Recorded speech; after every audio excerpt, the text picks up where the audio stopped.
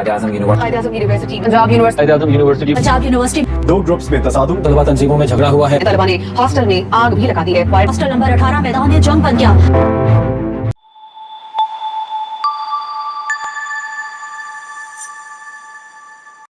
Video थोड़ी लंबी होगी, वक्त नहीं है या फिल वक्त मसरूफ़ है तो सेव कर लें, बाद में सुन लीजिएगा, मगर सुनिएगा ज़रूर। अस्सलाम वालेकुम, मैं अहमद राजी और मेरा मुख्तसर सा तारुफ यह है कि मैं एक तालिब इल्म हूँ। वीडियो बनाने का मकसद मुल्क के तालीमी इदारों में और ख़ुसूसन मुल्क के बड़े बड़े तालीमी इदारों में तलबा से बात करना है और एडमिनिस्ट्रेशन से चंद गुजारिशात हैं। तो बात कुछ यूँ है कि यूनिवर्सिटी या कोई भी तालीमी जगह जहाँ तालीम और तहकीक की जाती है, किसी भी माशरे का फ्यूचर अकाउंट होती है, जहाँ मुस्तकबिल के लिए ज़रखेज़ ज़हनों और रहनुमाओं की नर्सरी की काश्त की जाती है और बाद में वो मुख्तलिफ शोबों में प्रैक्टिस करते हैं। मगर उनके साथ एक शोबा ऐसा है जहाँ लीड करना हर स्टूडेंट बल्कि हर शहरी का फ़र्ज़ है, और वो है ज़िंदगी। मेरी मुराद है अपनी और इर्द गिर्द में रहने वाले तमाम लोगों की पुरसुकून ज़िंदगी। मगर गुज़श्ता कुछ दिहाइयों से हमारे यूनिवर्सिटियों के तलबा फ़िक्री पुख्तगी ना होने की वजह से ऐसे फसादात का ईंधन बन रहे हैं जिनका हासिल कुछ नहीं। मैं शुरू में वाज़े कर दूँ, मैं किसी भी स्टूडेंट यूनियन और एथनिसिटी के ख़िलाफ़ नहीं हूँ, लेकिन अगर यही स्टूडेंट यूनियंस और एथनिक ग्रुप्स आपकी ज़िंदगी और आपके अखलाकियात की गिरावट की वजह हैं, तो आपको इन तमाम यूनियन के मकासद को रिकन्सिडर करना होगा, क्योंकि इस तरह तो आप में और इन पुरतशद्दुद लोगों में जो इसराइल और फ़लस्तीन और न जाने दुनिया के मुख्तलिफ कोनों में जुल्म ढा रहे हैं, क्या फ़र्क रह जाएगा, क्योंकि वो इसी इथनिसिटी और लैंड एक्विजिशन पर लड़ना शुरू हुए थे और आज ये वाक़यात हज़ारों जाने ले चुके हैं। फ़र्क सिर्फ इतना है कि वो रिलीजियस एथनिसिटी पर लड़ रहे होते हैं और आप लिंगुअल एथनिसिटी पर, वो रिलीजियस लैंडमार्क्स पर लड़ रहे हैं और आप सिर्फ एक रूम की अलाटमेंट के लिए लड़ रहे हैं। कोई सॉलिड डॉक्ट्राइन जिस पर वाकई लड़ाई की जा सकती है ना उनके पास है ना आपके पास।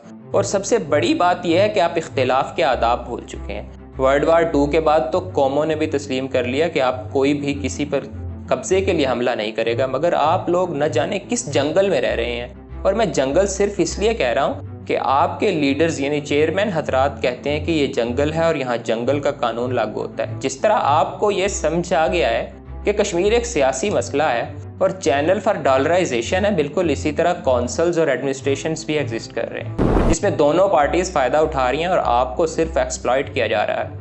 तो मेरे भाई, ये हॉस्टल्स पर कब्ज़े, मंशियात का खुला इस्तेमाल बल्कि आज़ादाना इस्तेमाल, हल्लड़बाजी, खुलेआम बदमाशी, ख़वातीन तलबा को उनके हॉस्टल्स के बाहर हिरासा करना और बाद में इन सब मसाइल से बासानी निकल जाना, ये है एक पार्टी का फ़ायदा। और दूसरी पार्टी जिसे आप एडमिनिस्ट्रेशन कहते हैं, उनमें जो अफसर हैं उनको सियासी फ़ायदे मिलते हैं, मर्ज़ी के ट्रांसफ़र्स, पोस्ट्स और न जाने क्या कुछ। चले एक लम्हे को मान लेते हैं कि ये सब ऑन द मेरिट है, तो सवाल ये है कि ये जो पपेट बनकर बैठते हैं और ब्लैकमेल होते रहते हैं, बल्कि यहाँ तक कि वीसी साहब भी ब्लैकमेल होते हैं, उनके जुर्माने माफ़ कर देते हैं, अहम तरीन मीटिंग्स को छोड़कर चले जाते हैं और बाहर मोहतरम चेयरमैन साहब तशरीफ़ लाए होते हैं। यकीन कीजिए, मैंने खुद कई बार इन एडमिनिस्ट्रेशन के ज़िम्मेदार लोगों को ये कहते सुना है कि हम मजबूर हैं, पर मेरी समझ से बालातर है वो मजबूरी जो इस वायलेंस से भी मुकद्दम है।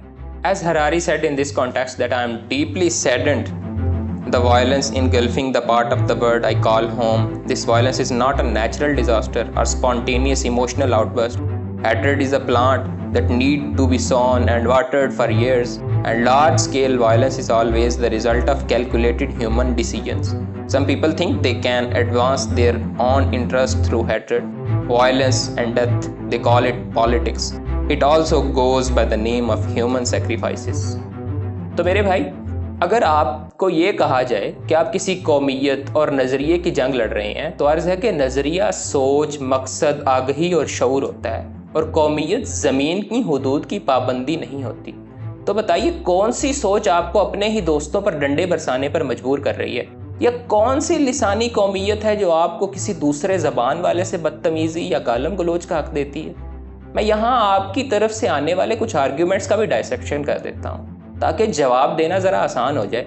तो उनकी तरफ से आने वाला पहला बड़ा आर्ग्यूमेंट कि कौंसल आपको बोलना सिखाती है, आपको 4 लोगों में उठना बैठना सिखाती है, या ये स्टूडेंट यूनियंस आपको अपने सियासी और समाजी सफ़र के लिए तैयार करती हैं, तो अर्ज़ ये है कि ये सिर्फ उन 4 बंदों में नशा करना सिखाती है और बोलने के लिए आपके मुँह में चंद फौश गालियाँ देती है और चंद जज्बाती नारे, इसके सिवा कुछ नहीं। मैं यहाँ उन स्टूडेंट यूनियंस को क्रिटिसाइज नहीं कर रहा जिनके पास वाकई कोई एजेंडा होता है, जिनके सरबराह ही माकूल और होशमंद तलबा कर रहे होते हैं, जो अपनी और दूसरों की इज्जत, माल और आबरू की हिफाजत करना जानते हैं। अब आते हैं उनके दूसरे आर्ग्यूमेंट की तरफ, जो ये आपके हाथ में डंडा देकर कहते हैं अगर तुम आज ना लड़े तो तुम्हारी इज्जत, कौमियत, यहाँ तक के मर्दानगी सब खतरे में है। तो पहली बात यह है कि आप इन साहिब से लड़ाई की वजह मालूम कीजिए। ज़रूर किसी की कोई ज़ाती हरकत या दुश्मनी निकलेगी जिसको ये कौमी इज्जत का मसला बनाकर पेश कर देंगे।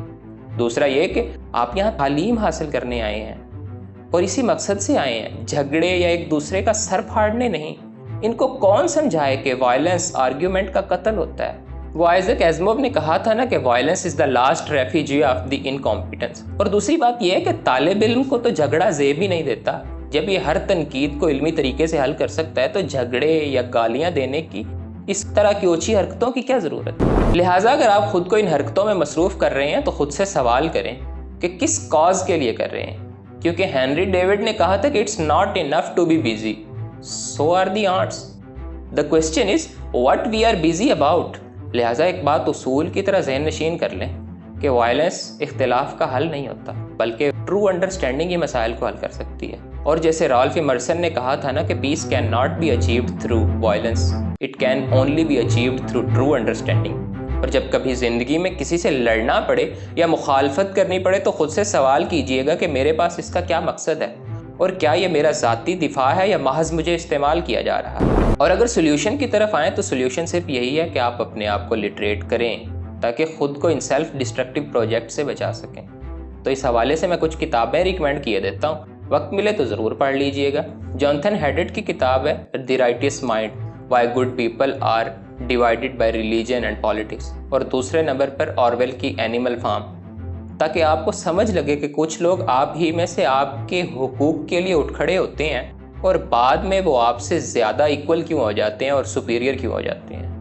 और एडमिनिस्ट्रेशन से फ़कत इतनी दरख्वास्त है कि ज़रा सा बड़कपन का मुजाहरा करें, तलबा की एनर्जी को किसी पॉजिटिव कॉज की तरफ चैनलाइज करें। मौजूदा निज़ाम की अगर इस्लाह मुमकिन है ना तो तासुबात से जुदा होकर मामला हल करें।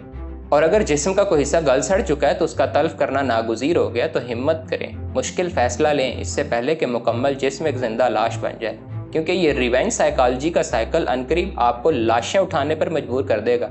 आपसे दोबारा दरख्वास्त है कि कुछ कर जाएं इससे पहले कि आपको लाशें उठानी पड़े, क्योंकि आप और ना ही नाजिम हजरात और ना ही इन चेयरमैन्स के आसाब में इतनी मजबूती है कि पूरी ज़िंदगी नाहक खून का बोझ उठाए फिरें। लिहाजा अभी भी वक्त है कुछ कर लें, और कुछ कर नहीं सकते तो ये मनसब और ये कुर्सियाँ छोड़ दीजिए, क्योंकि वो इर्तज़ा निशात साहब का शेर है ना कि कुर्सी है तुम्हारा, ये जनाजा तो नहीं है। कुछ कर नहीं सकते तो उतर क्यों नहीं जाते। आपके वक्त का शुक्रिया।